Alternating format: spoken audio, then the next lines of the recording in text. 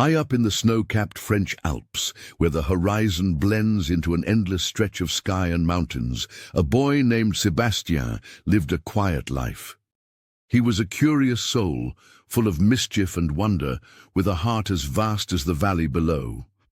Orphaned when he was young, Sébastien was raised by César, an old shepherd who taught him everything about the rugged terrain and the timeless rhythm of nature.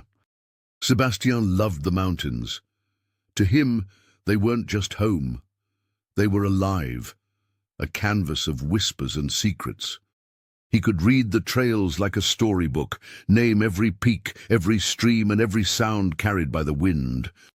But for all his love of the wilderness, Sébastien often felt a quiet kind of loneliness. He was a boy growing up in a world of adults, and no one truly shared his view of the mountain's magic. That was until Belle. Belle was no ordinary dog.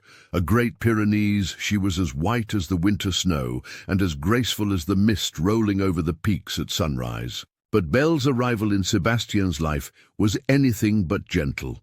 She was known in the village as the Beast, a stray accused of attacking livestock, and children were told to stay away. Farmers armed themselves in anger, determined to hunt her down. But Sébastien wasn't afraid. One cold afternoon, while wandering far beyond the village, Sébastien found her. Or perhaps Belle found him. She appeared on a ridge, her fur dusted with snow, her eyes like two embers against the icy white. For a moment, the boy and the dog simply stared at each other. He didn't see a beast. He saw an animal that was scared, tired, and misunderstood. Belle didn't move at first, her posture wary. But after a long, tense moment, she inched forward until her nose brushed his hand. From that day on, the two became inseparable. Sébastien named her Belle because she was exactly that, beautiful. She became his companion, his confidant, and eventually his protector. Together, they roamed the mountains, climbing to places that even the toughest of villagers wouldn't dare to go. Sébastien found a part of himself in Belle, and Belle, for the first time, found a friend who saw her for more than the labels humans had given her. But not everyone shared his view. The villagers' fear of Belle only grew, and the farmers became more desperate. Sheep had gone missing, and Belle, still a stray in their eyes, was blamed for every loss. A hunt was planned, and Sébastien, overhearing the men's heated discussions at the tavern, knew he had to act fast. He ran to the mountains, calling Belle's name. The air was sharp with cold, the kind that stung the lungs, and the sky darkened with the promise of an approaching storm. He didn't know exactly where Belle might be, but he trusted that she would hear him. And she did. Belle appeared just as the first flakes of snow fell. Sébastien buried his hands in her thick fur, his breath visible as he tried to explain what was happening. She seemed to understand, not with words, but in the language that only a dog and a boy could share. Together, they fled higher into the mountains, where the hunters wouldn't dare to follow. As night fell, the storm enveloped them, turning the world into a swirling blur of white. Sébastien built a small shelter against a ridge, using branches and his own coat to keep them warm. Belle curled around him, shielding him from the biting wind. In that moment, with the storm raging outside, Sébastien realized how much Belle meant to him. She wasn't just a friend. She was family.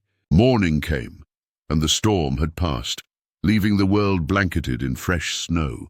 But their troubles weren't over. The hunters had followed their tracks and were closing in. Sébastien knew they didn't stand a chance if they stayed.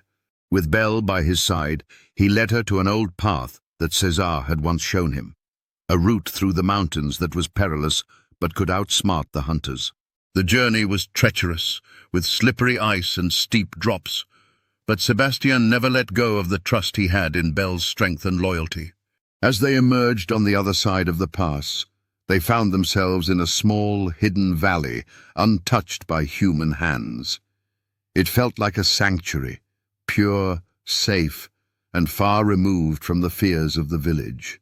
Sébastien decided then and there that he and Belle would stay. Not forever, perhaps, but long enough for the story of the beast to become a distant memory. Back in the village, news spread of Sebastian's disappearance. César, heartbroken and worried, went into the mountains to search for the boy. When he finally found Sébastien and Belle weeks later, he didn't see a beast.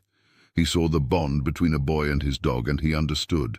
From that day on, things began to change. Belle was no longer the beast. She became the village guardian, the dog who had protected Sébastien and proved that fear and misunderstanding could be overcome by love. And for Sébastien, Belle wasn't just a companion. She was his adventure, his bravery, and his heart. Together, they found not only their home, but their place in each other's lives, a bond unbroken by fear, stronger than the mountains themselves.